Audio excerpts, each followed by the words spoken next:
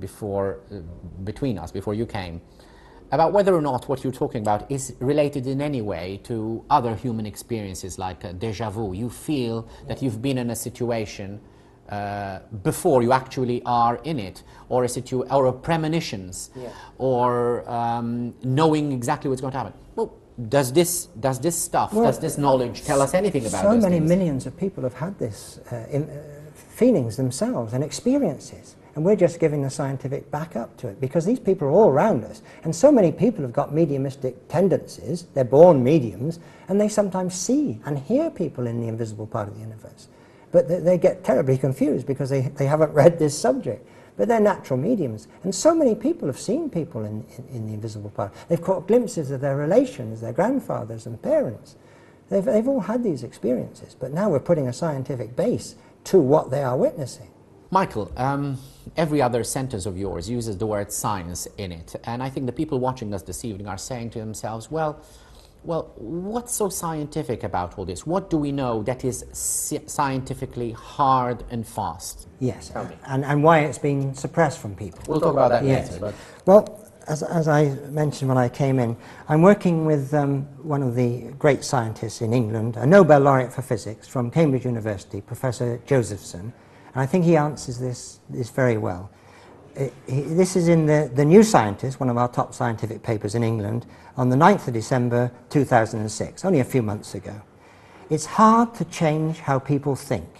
People have vested interests, and their projects and reputations would be threatened if certain things were shown to be true. This is what we're up against. We're up against a huge revolution, just as great as Galileo's revolution and the Greek scientists.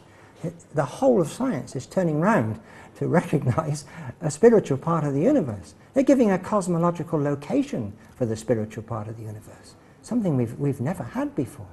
It's a terrific moment in history I think we're at the moment. But you say that also that this knowledge has existed for around 100 years. I just find it flabbergasting that this knowledge has been suppressed. How did it work?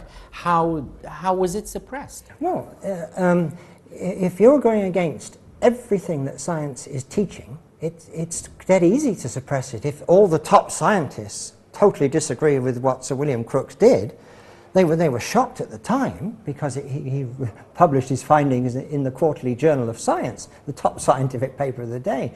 So what happened?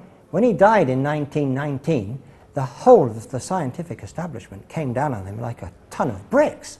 So vicious has been the attack on Sir William Crookes that he's now come down to us as a liar, a cheat, a crank, a fraud, and they've also tagged on that he was a sex maniac, that he was having sexual relations with the medium he was working with. And that's how it's been left all this time. But were these allegations true? None of them. They were just out of the blue because he had threatened the whole basis of science as taught in our universities. Yes, but then when this was discovered, why didn't it all come out? I mean, you have been talking about this now for decades. How come there hasn't been anyone in the media who has brought it out?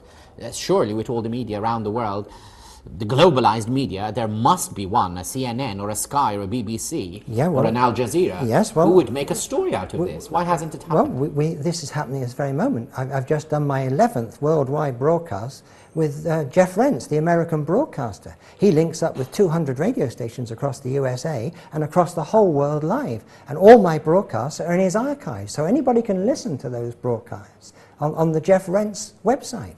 So it's coming out now. Because of the internet. This is the other great revolution.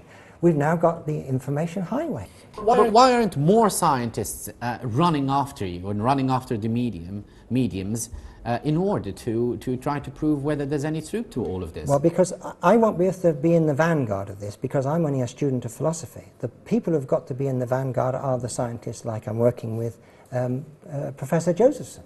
And as they gave him a whole page in the New Scientist to put his case. So for the first time ever, our scientists are now writing in the scientific papers.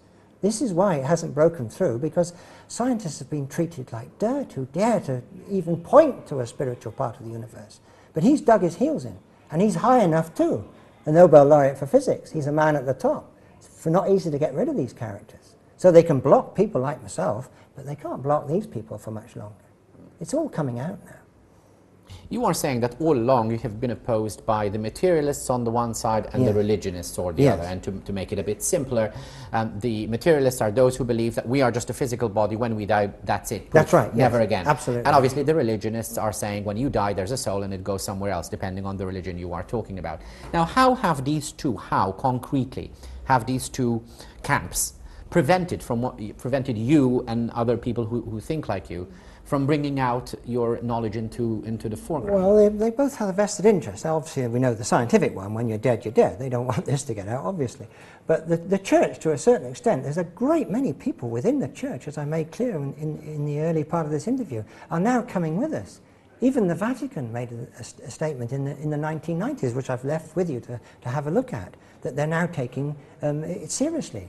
We are able to make contact through mediums. But surely this is threatening, very threatening to the church. We talk about the Vatican itself. If you are able to prove that when we die we go to another world which is perfectly explicable, you can understand it, you can understand it scientifically, then proof goes the Christian God. Not really, no. I think they can still worship their God. Just because I don't worship a God, they can still worship the God. But you're saying that if you can prove what you're saying, there is no God. Well, no, I wouldn't say there is no God. I haven't come across anything like that. People will have to do their own searching on something like that. Just because I don't worship a God, I can't see what's the stop. Yes. But how will the notion of a God fit into your theory? Well, I think it does. How? What's behind the power in the universe that creates galaxies and puts life on the planets? A religionist would say God. And I'm sure the Catholic Church especially, because they're more advanced than the Anglican Church, they will adjust their doctrines and dogmas to fit in with this new scientific teaching. Instead of saying we've got to rest in peace in the ground waiting for Judgment Day, waiting for the second coming, they will now come round to our way of thinking and say they were wrong on that. Because on many things the Catholic Church has now said we're wrong there. We were wrong to persecute Galileo. And they'll also say things like this, we were wrong on that. The modern teachings are proving that we survive. That's the main thing for the church. They should embrace this hook, line and sinker. Just to adjust their doctrines and dogmas a little. Yes, I'd like to return briefly to the media and the press, worldwide press. I mean, you've had experience with it for decades now. So why are they still treating you like a madman or like someone just completely off the wall? Oh, the feedback I'm getting is fantastic. Because I've got these scientists backing me up. If they call me a madman, they're calling Professor Josephson a madman, a Nobel laureate for physics. They're calling Professor Peter Wadhams, who broadcast with me on the Jeff Rent show. He knows far more about Crookes and Lodge than I ever did. He's made a careful study of it. So it's them they're calling mad. They're making themselves look very silly if they start calling